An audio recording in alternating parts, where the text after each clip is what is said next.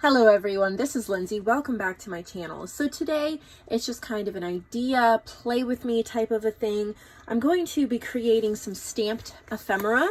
I like to keep a little box of pre-made ephemera, or not really pre-made, but like little die cuts and little pieces that I can use to put into my journals or to collage or layer.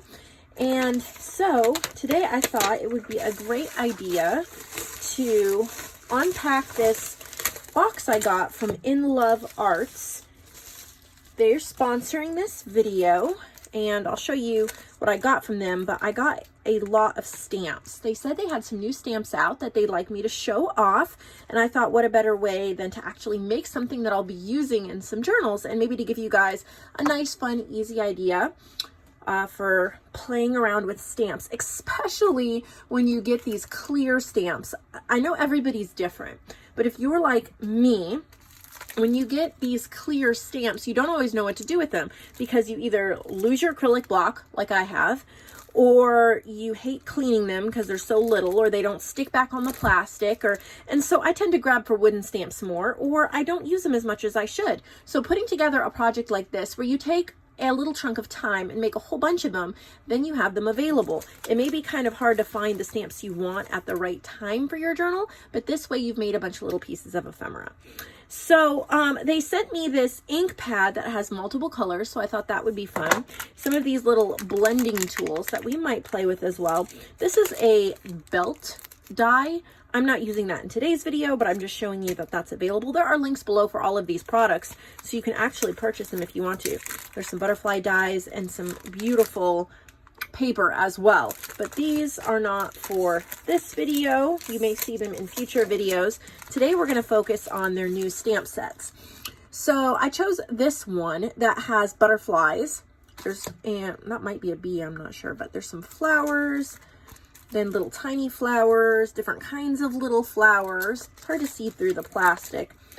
Corner dies. I love things like that. Not dies, stamps. This was a bouquet. These are some really pretty blossoms, as well as this one. Here's some insects and some more like trees and plants. So what I've done is grabbed a bunch of scrap papers from one of my scrap drawers. They're either cut-offs or pieces left over from other projects, but they all need to be used, and I thought what better way than to do some stamped ephemera.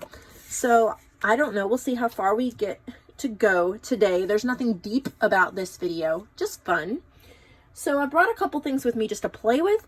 Of course, I'm going to open up this rainbow one and see maybe on some of the bigger blossoms how the rainbow effect works. So I'm excited about that. But I've brought two of my favorite ink pads that I use a lot. And these are Distress Oxides, Peeled Paint, and Walnut Stain. And I also have this old battered Recollections stamp cleaner that I haven't used in a while. But I felt like maybe giving that a try to clean some of the stamps today. And I have some different scissors. So we are just going to get started. I want to start with some of these flowers. And you can stamp the same image several times and then only have to clean it once. I really hardly ever clean my stamps, so I just don't. But today I thought maybe I would try just a little bit. So I did lose my acrylic block, but I'm going to try this glass cup. I've also used these tops before, and sometimes I've just used the stamp itself. But if you find a glass cup, that can work too. And I want to do green, the peeled paint. I don't know how well this is going to work, but a lot of fun is just experimenting. That is really, really, really pretty. Isn't that gorgeous? I hope that my camera's focusing on that for you. So I'm saving myself a bunch of time by making several prints. This is all just a pink cardstock cutoff. And I'm going to do 4 of those, and then I'm going to try cleaning this. This is just kind of like a brush sponge type thing, and it has some natural cleaner I sprayed on it. Yeah, that worked really well. And then I have a paper towel here. I'm just gonna dab that off. Good as new. Yay, that excites me. Huh. I have not played with acrylic stamps in a while. So then I'm gonna try this other floral one. I have been extremely impressed with all of the stamps that I have gotten from In Love Arts.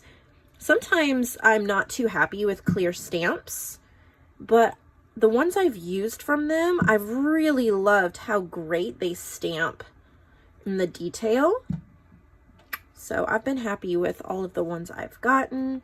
I like botanicals and flowers and butterflies and things I can use in a lot of journals, but I rarely take the time to pull out a single stamp when I am making a junk journal, unless it's a wooden stamp.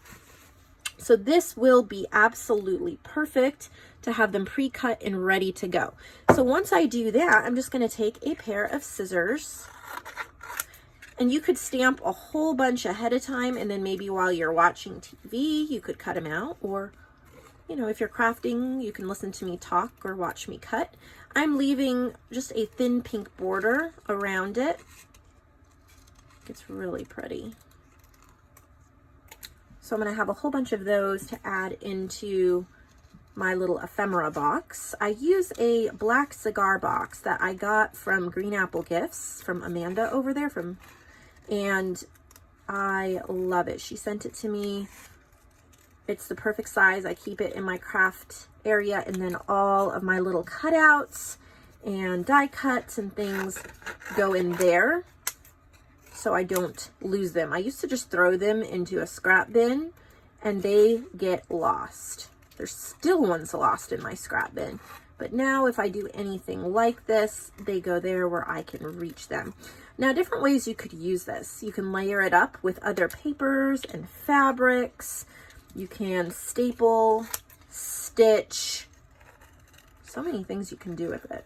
Just gluing it onto a page, tucking it in a tiny tuck spot or a little pocket, layering it up on a cover.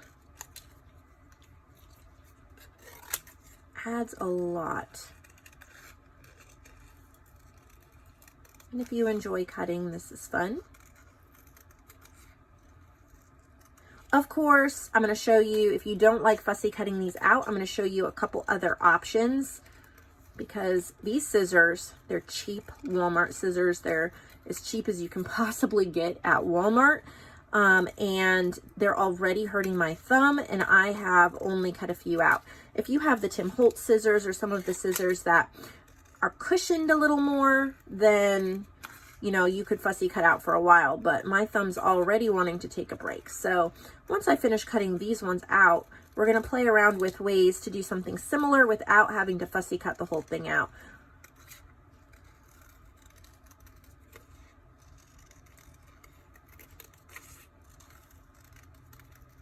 I already love my little flowers, and they're going to be going in my bin. Pardon my chunky sweater. It is cold.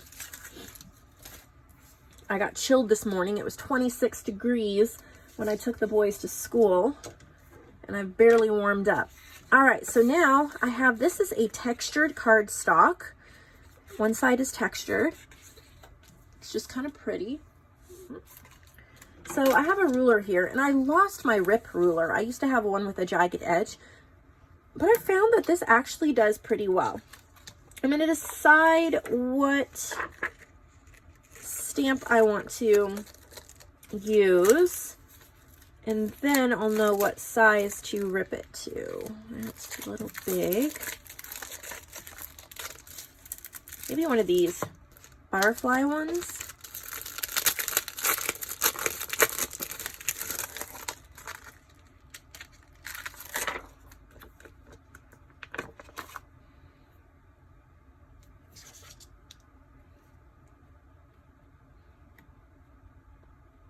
So if I rip it to about a little over 2 inches, that should work. We're gonna maybe try the rainbow ink pad that In Love Arts sent me. So what I'm gonna do here is just rip some rectangles. They can be imperfect. That's part of the charm. And then I don't know how this is going to come out. I'm just playing. Okay.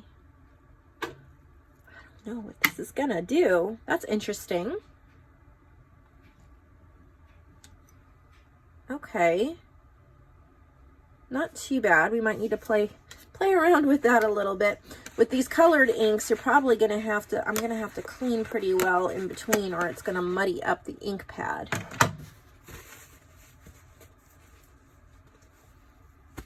The ink is really juicy right now, so I'm going to not push so hard.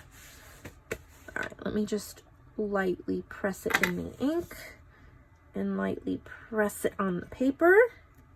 There we go. Perfect. Isn't that cute? That would be so much fun.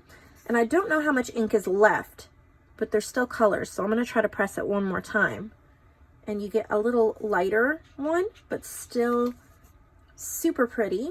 Now I'm going to clean it because I do not want to muddy my new ink pad here.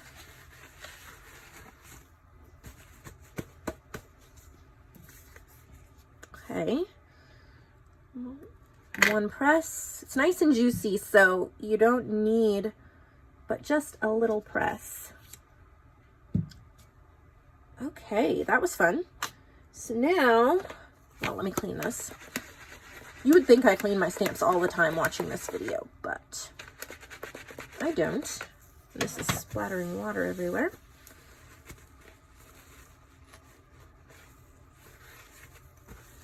Okay.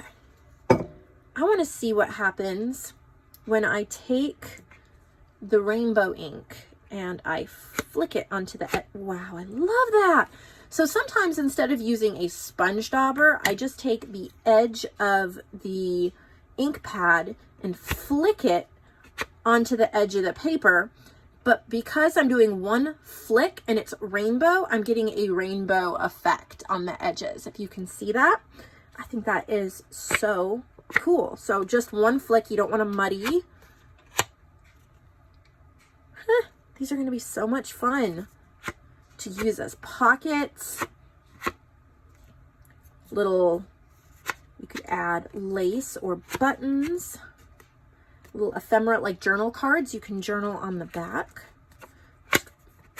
Love that rainbow effect. Fun. Okay. That was a lot of fun. So I've got those I can add to my pile. Now I have some strips of coffee dyed paper. If we're using coffee dyed paper and then cutting it down to fit maybe a smaller size journal, we often wind up with these strips, but it takes a lot of work to make coffee dyed paper and we don't always want to throw those strips away. So sometimes I keep piles of them. And let's grab one of these smaller stamps and play a little bit. I'm going to use this walnut stain because I want to make this look really kind of vintage and natural nature type thing. I'm going to grab just a tiny one. And if you don't have the cup, I'm going to show you. Sometimes I just put it on the back of, you can't see the placement as well, but you just do your best. That didn't even work. It fell off. So let's go back to the glass. That's what experimenting is for. If you have an acrylic block, that's going to be your best bet. But like I said, I lost mine. So I'm just doing a couple of these little berries and branches. That's really pretty. I don't think I need to clean that very much. I'll just tap it on the wet paper towel. And then I'm going to take this scalloped edge scissors and just cut out in between them. I don't know why, just trying something different. And then I have these little bits that I can use. I'm going to stick those over in my pile. Let's go for another little stamp here. These look like little roses, so I want to play with that. I'm going to stick with the brown. I love that vintage. Oh, that's a good idea. Sometimes you don't know what you're going to do till you start doing it. To me, this looks like a possible little label. So I'm going to cut it off there and cut it here. And then I could write something and I have a little label. So that was fun. This is a piece of ivory cardstock. And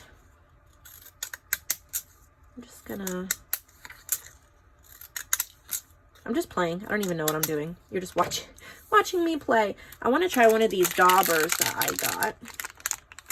I've never tried these before. But I think you can put your finger in that. I don't know if that's what you're supposed to do, but we'll give it a try. Oh yeah. I like that. It feels natural, like it's not going to fall out of your hand. So I'm just inking that up. Nice. Let me see. Oh, I got an idea. Okay, so let me grab a different color here, like this green here. And then I always make such a mess when I'm creating, and I'm trying to be semi-neat right now. So I only have a little piece there. Let's see if I can find just a little stamp. We will do this little rose.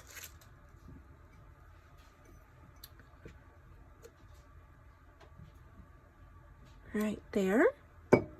And then I'm going to use my ruler and rip around it.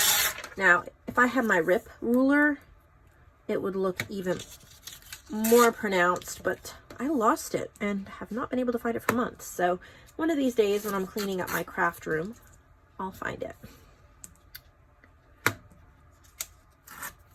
So now that I have this little ripped green rose, I'm going to layer it. And I have a little tape gun right here, which makes it super easy, and I'm not having to deal with glue. I'm just putting 2 lines of tape and adding it on there, and it almost looks like a little stamp. At least it's just a little cute piece of ephemera. So just in this video alone, I've cut out multiple pieces of ephemera, different types that I can use. I'd keep going, but this video will be way too long. Let me know in the comments below what your favorite technique that I did was. I have to say my favorite was that I could make rainbow edges. That is the coolest thing ever for me. Now, I love some of these little pieces and they would fit into my journals really well, but that technique, this is incredible. So definitely check them out on In Love Arts. Pick yourself up one and play around with your crafting. I hope that you really enjoyed this. I know I had a blast filming it. And I hope to do more videos very shortly for you. If you're new, please subscribe and like this video. Comment below any other ideas you might have on using stamps for your journals. And I will see you all next time.